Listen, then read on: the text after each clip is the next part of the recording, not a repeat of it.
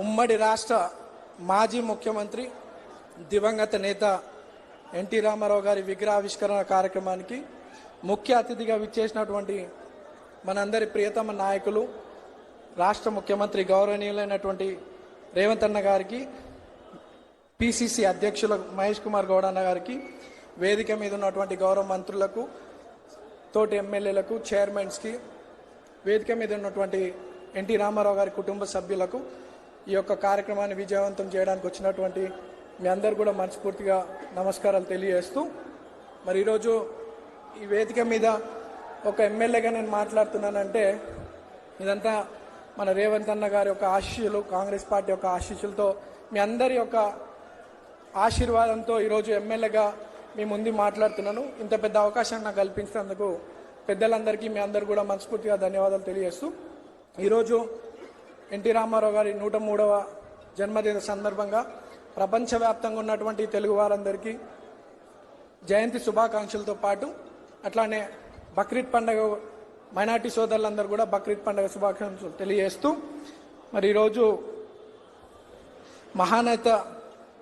ఆ రోజు గతంలో జూబ్లీహిల్స్ బై ఎలక్షన్స్లో ఎంతోమంది ప్రజలందరూ కూడా ఈ ప్రాంతంలో పెద్దలు ఎన్టీ రామారావు గారి స్టాచ్యూ కావాలని, మరి పి జనార్దన్ రెడ్డి గారి స్టాచ్యూ కావాలని రేవంత్ అన్నను కోరడం, మరి అన్న మాట ఇవ్వడం, ఆ మాట ప్రకారం ఈరోజు ఎలక్షన్ అయిన 6 నెలల లోపే పెద్దలు ఎన్టీ రామారావు గారి జయంతి రోజే ఈ యొక్క గొప్ప వేడుక విగ్రహ ఆవిష్కరణ చేసుకోవడం ఎంతో సంతోషంగా భావిస్తున్నాం. ప్రజలందరూ కూడా 4-5 రోజుల నుండి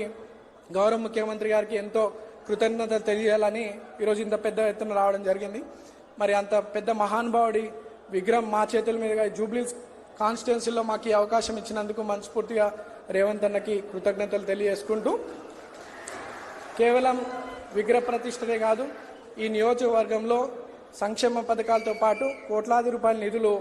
అన్న శాంక్షన్ చేయించడం, అభివృద్ధి కార్యక్రమాలు కూడా బాగా జరుగుతూ ఉన్నాయి.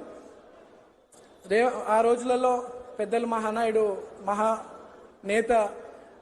ఎన్టీ రామారావు గారు పార్టీ స్థాపించి ఎంతోమంది బీసీలకు అవకాశం కల్పించినటువంటి వ్యక్తి. ఈరోజు బీసీలను కూడా మన రేవంత్ అన్న పాలనలో బీసీలకు కూడా అత్యధిక ప్రాధాన్యత ఇవ్వాలని,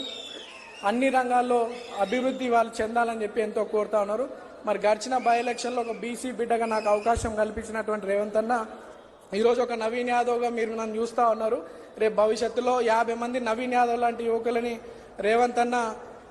తప్పకుండా రాజకీయ భవిష్యత్తు కల్పిస్తాడు, కష్టపడే వారందరినీ కూడా. ఇంత పెద్ద చక్కటి అవకాశం మాకు కల్పించినందుకు రేవంత్ అన్నకు మనస్ఫూర్తిగా ధన్యవాదాలు తెలియజేసుకుంటూ, ఈ యొక్క కార్యక్రమాన్ని విజయవంతం చేయడానికి వచ్చినటువంటి ప్రతి ఒక్కరికి మనస్ఫూర్తిగా ధన్యవాదాలు.